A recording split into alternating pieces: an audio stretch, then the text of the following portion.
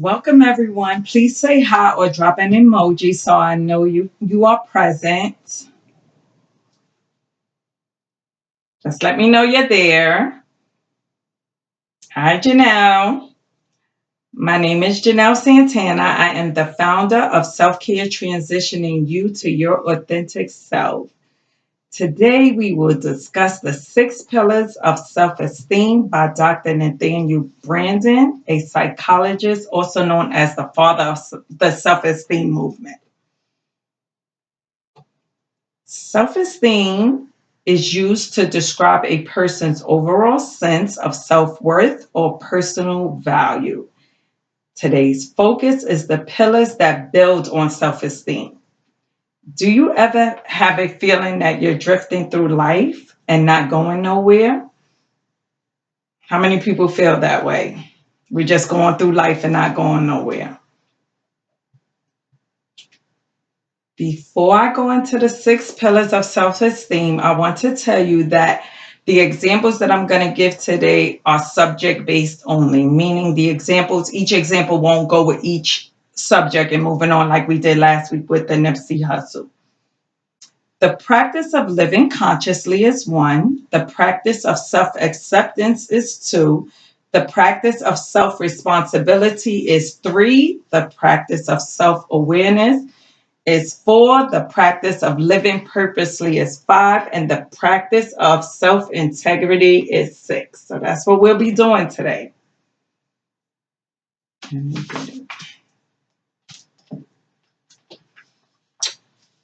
So the practice of living consciously. Living consciously means seeking to be aware of everything that bears on our actions, purpose, values, and goals, and behaving according with which we see and know. So we're going to talk a little bit about living consciously. Living consciously is about taking control of your life, about thinking about the decisions rather than making them without thought, about having a life that we want rather than settling for the ones that befalls us. So we're going to wake up a little bit, guys, and we're going to live that conscious life. Everything we do, we're going to think about it. The more conscious we are in any situation, the more possibilities we tend to perceive. The more options we have, the more powerful we are. Perhaps even the longer we will live. So when it's, basically, if you're living a conscious life, you can live longer because now you're going to watch everything that you do and don't put yourself in dangerous situations. So that's basically what it means by living longer. I want everyone to change their way of thinking and be more mindful of your thoughts when an action is needed. Living consciously is like listening basically to that 6th sense. They say we have 5 senses, but we have 6 senses. So it's basically listening to that other person talk to you.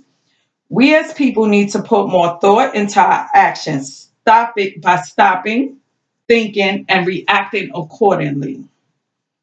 We tend to say things like we need to be spontaneous and just do things. Some of us live on the edge, but I think we need to start thinking more than just living on the edge. For me, after Nipsey Hussle's death, I don't know about living spontaneous anymore. Nipsey's passing had me thinking more and more about the way I go about doing things. It's starting to make me think more just because of his situation and how it happened. I feel as if we all need to put more thought into our thought process. Like the circles we keep, watch those friends, the people we tell our every movement to, and the places we go, and the surroundings that's around us. I don't mean for you to live a paranoid life. That's not what I'm saying. Don't live paranoid, like looking over your shoulder. Oh my God, I'm going to get caught. That's not what I mean. I just mean like thinking before doing. That's what it basically is. I just need you to be more conscious and to live a conscious life. Our first example is going to be about Nipsey Hussle and P. Diddy. Remember I said each pillar we go through of self-esteem, we're going to change the subject. So I need you guys to focus and stay on what I'm saying. So most rappers live a conscious life. Like for instance, P. Diddy, who was raised in Mount Vernon and now has a house in the Beverly Hills. He left the hood in hopes of giving his family a better life. and also to keep himself safe from getting hurt from a jealous person who can't congratulate because they have so much hate. People just don't love on people because they made it. They more hate on people. Hateful people do hateful things to their own kind, and it's so sad. I know if P. Diddy could move back in his community and be safe, he probably would. Who wouldn't? That's basically why rappers leave their community in hopes of safety. I can't say Nipsey didn't live a conscious life. That's not what I'm saying. I do believe he did. And he wanted nothing more than to stay in the very place that raised him, home. I think he just found the good in everyone. I believe he didn't have security because he was comfortable in his home community. I thank Nipsey for changing the definition of buying the block. Got to give him his props, guys. He did that. Nipsey may have only lived 33 years on this earth, but he lived a life to the fullest. He did things a 33-year-old couldn't imagine doing. He lived consciously in his own way. Living consciously is basically thinking our actions through to the fullest. Think everything through, every movement, going to the store, just think it through. Hey, if it don't make sense, don't indulge in things that don't sit right with you. If it makes sense, most definitely do it. Stop living life to live and accepting things and people because you want to please others. Do you, honey, and live a conscious life. Be mindful of everything you do. I want more thinking and less doing. Live your life consciously. Every action deserves a thought. Every small thing, it really does deserve a thought. We need to think more. So, our second pillar is the practice of self acceptance. I love this one, and there's a reason for it, and you're going to find out. Self acceptance is an invitation to stop trying to change yourself into the person you wish to be long enough to find out who you are. Be you. Self acceptance is an individual's satisfaction or happiness with oneself and is thought to be necessary for the good mental health. For your mental health, accept you. Self acceptance involves self understanding, a realistic, albeit subjective awareness of one's strengths and weaknesses. You will know that you have achieved your goal of self acceptance when you look at yourself in the mirror and accept every last bit of what makes you who you are. Y'all all know I do that.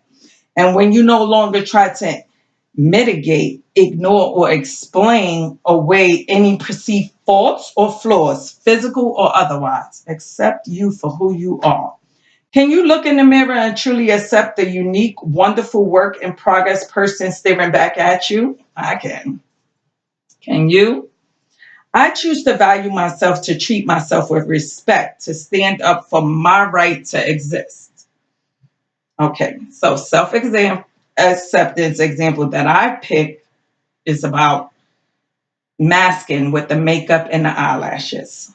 I'm not here to offend anyone. I wear makeup sometimes, not all the time, but I'm starting to see it more and more where we're not looking in the mirror and accepting ourselves. And I'm going to tell you why. And then you probably be like, Janelle really hit a nerve, and it's not to offend no one. So let me say that right now. I truly think as women, we are struggling with self-acceptance. We try to hide behind the mask of makeup and eyelashes. I'm not saying wearing makeup is wrong. It does look good on you when you're dressing for an event or going out with friends. But if you can't go to the corner store or supermarket without makeup on your face, then that's a problem. That means you don't love you. I'm sorry. If brushing your teeth consists of putting makeup on and walking around the house, you're not accepting yourself. That's an issue. You're not accepting yourself for your flaws and blemishes. You see mine? Love them. Why can't we love who we are? Why are we masking what God has given us, curves and all? Are we not happy? I ask these questions because you may be saying, Janelle, that's me. I love makeup. I get that. We all love it. But early in the morning, before you go walking in your house with makeup, I don't know. No, that's not you. That's you looking for attention and self-acceptance from others. When you master yourself, you're looking for that self-acceptance for others. My opinion, I want you to scrub that makeup off and try this. Say this to yourself in the mirror every morning. I accept me for who I am. I accept all my flaws and all. If you can't walk the streets with me without a pound of makeup on, then you need to get out my life. Self acceptance is all I need. And I need you guys to need that too. Accept who you are.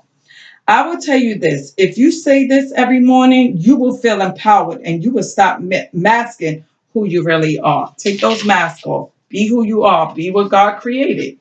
He created you in his own way. So to go to the third one, the practice of self-responsibility. Self-responsibility is associated with a feel of control over your own life. You know that saying, you are responsible for yourself. That's basically what self-responsibility is. You're responsible for yourself and your actions. So what you do, you have to be responsible for it.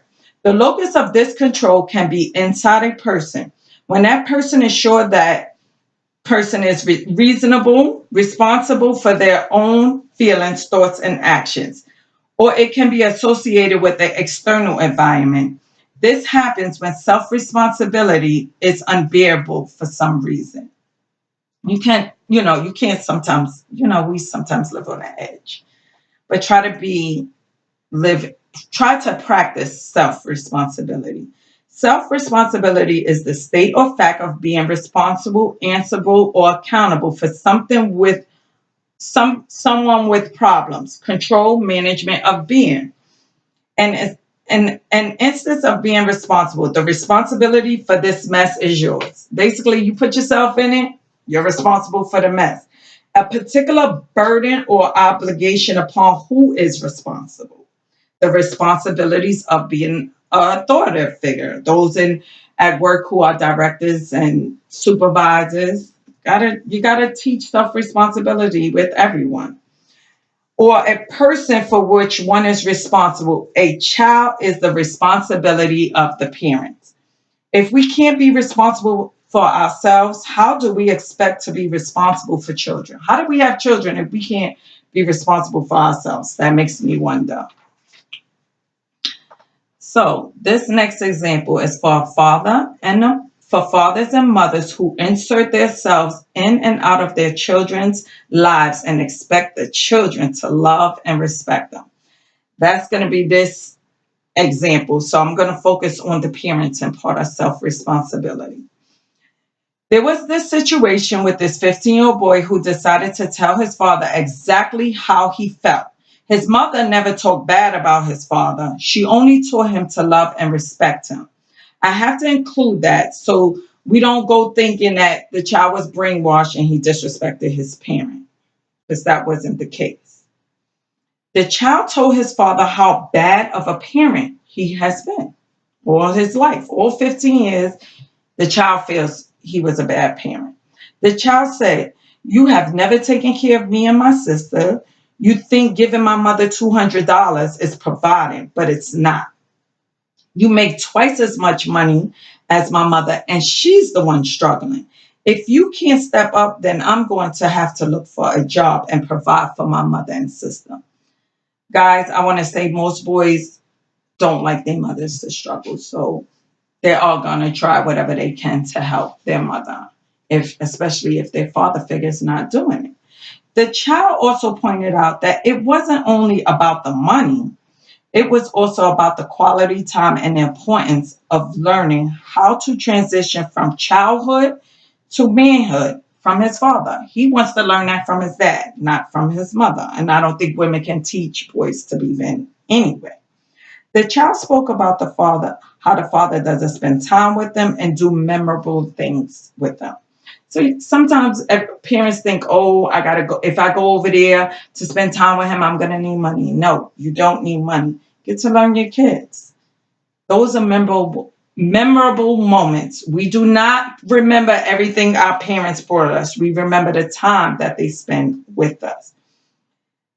The child even pointed out how other parents who are not together make it work for their children by spending time and financially providing for the children. As we all know, we can't take care of our children without finances, especially nowadays. Now I'm going to talk about the father's reaction from all that the child said. Basically, you don't take care of us, you're not there for us, right? So do we think dad's going to take self-responsibility for it? Let's find out. The father's reaction was basically to be argumentative than to be understanding. The father's response was reactive instead of receptive. Wasn't receptive to what his son was saying. His reaction was to throw money at him and say, if money is what you need, then here. That's not what us fathers do.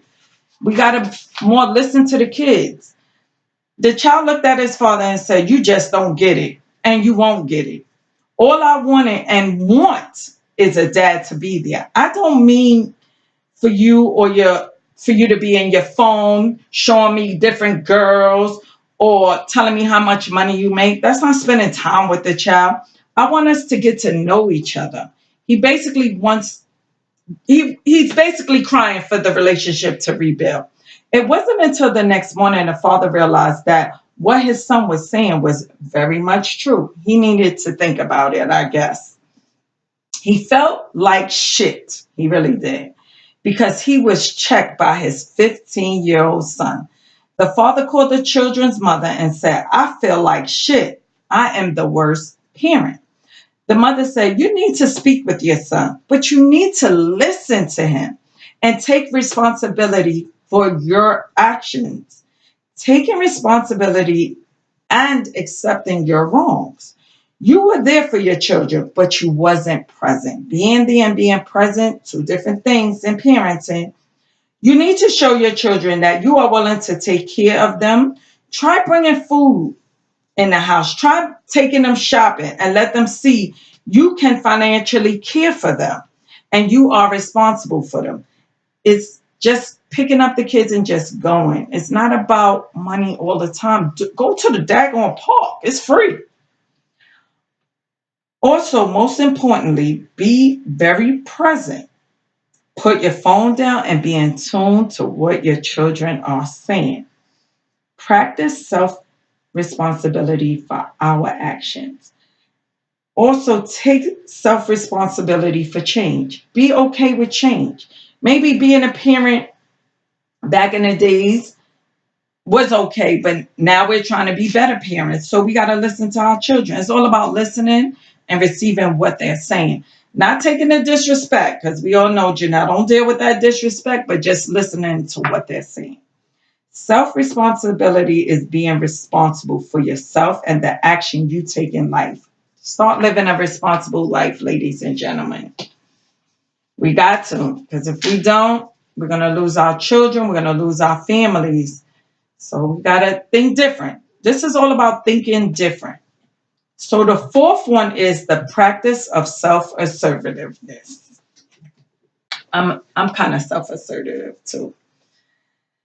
The practice of self-assertiveness is to live authentically. Be you, don't be fake. That's all it is. To speak and act from your innermost convictions and feelings. It simply means the willingness to stand up for yourself, to be who you are openly. Be okay with who you are. To treat yourself with respect in all human encounters.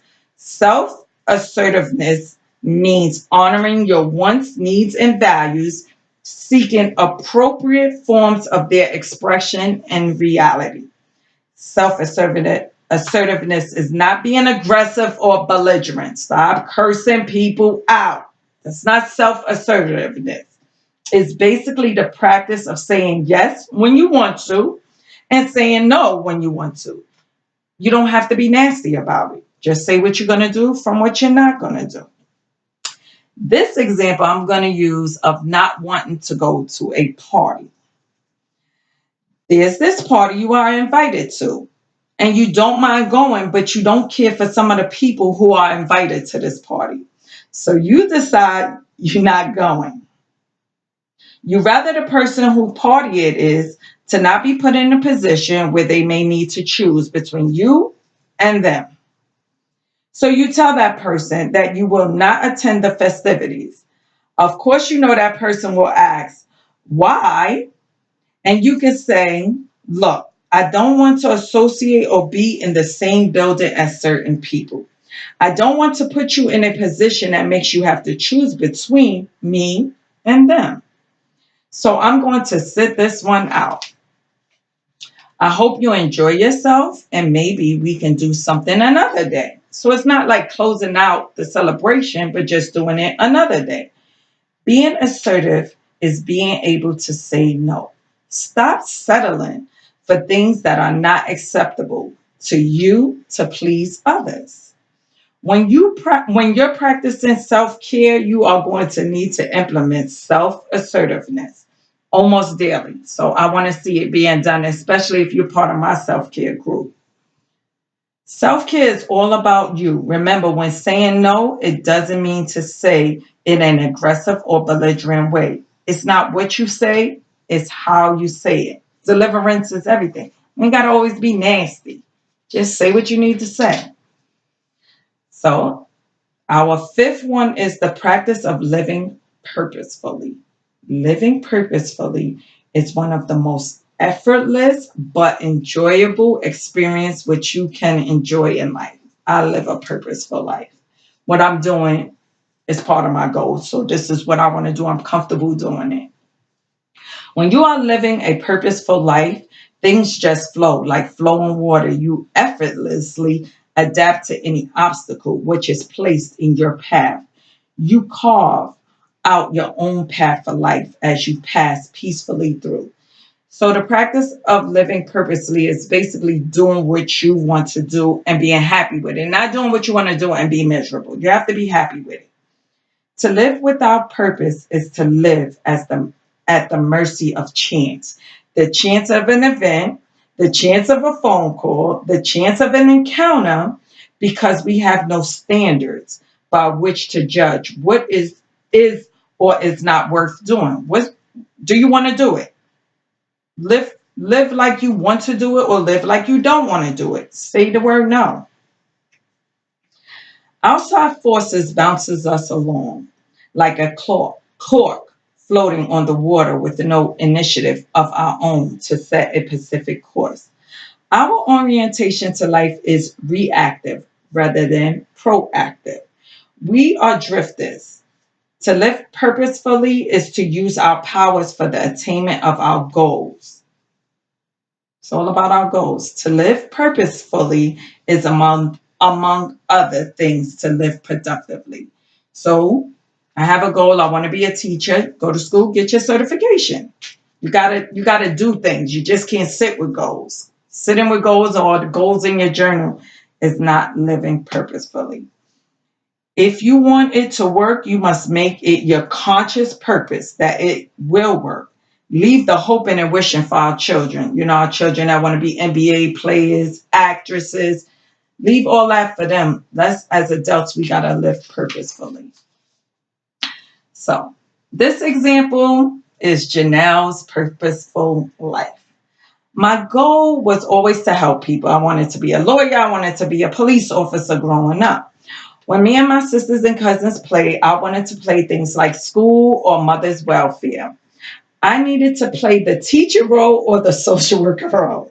I never wanted to be the student or the person who needed help and or services.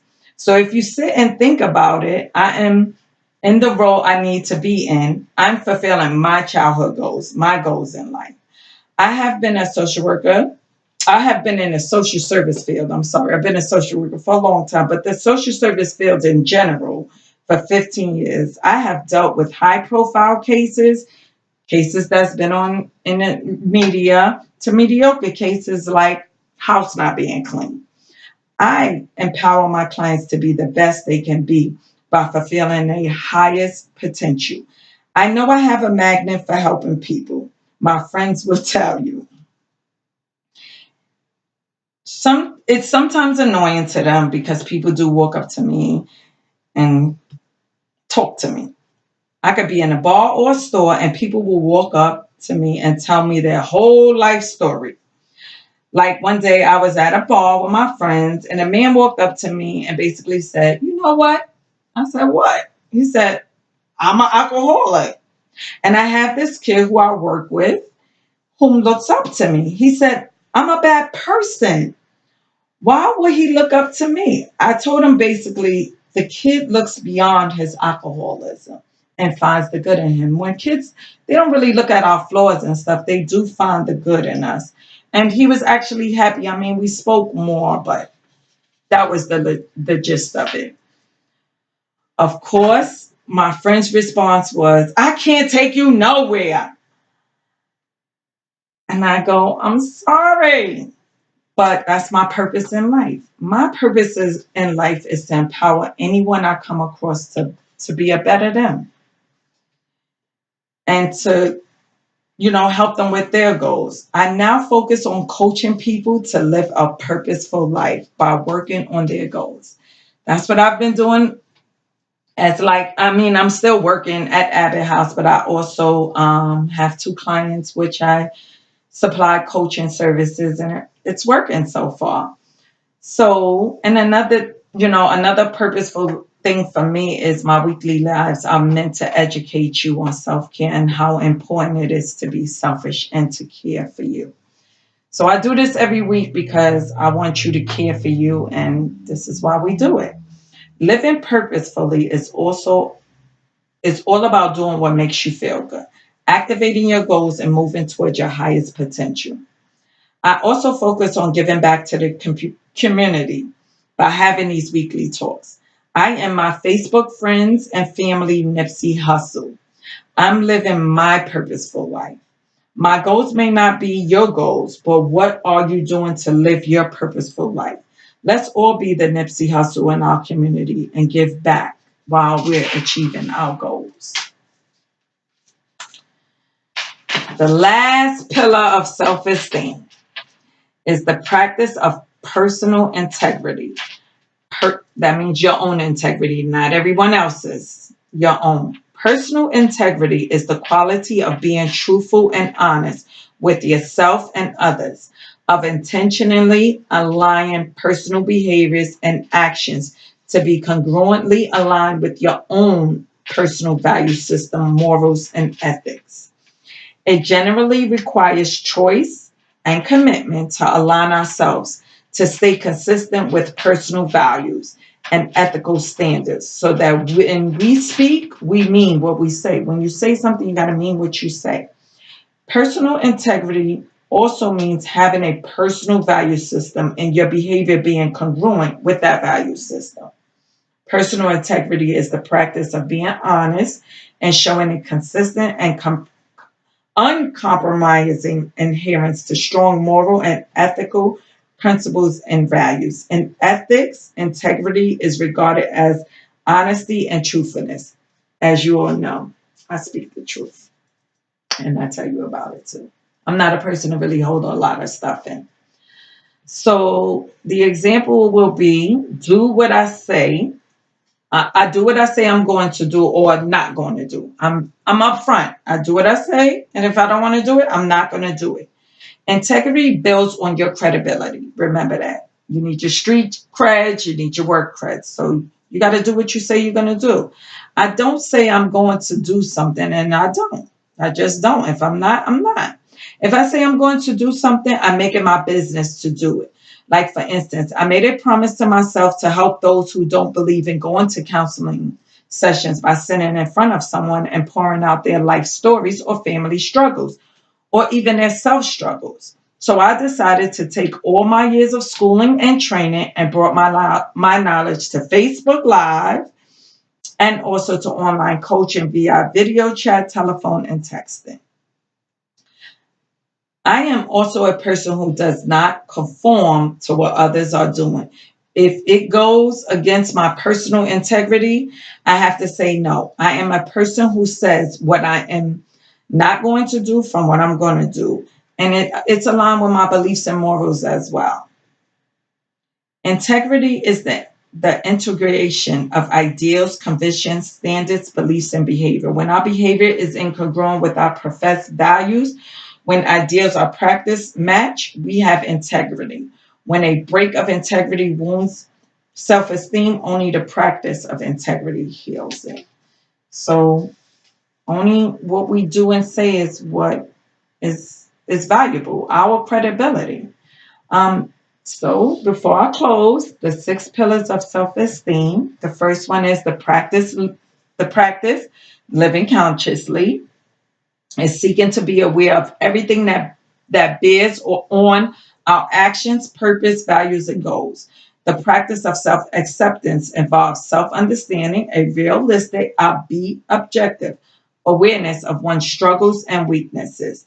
The practice of self-responsibility, being able to own your own emotional conflicts without blame or shame.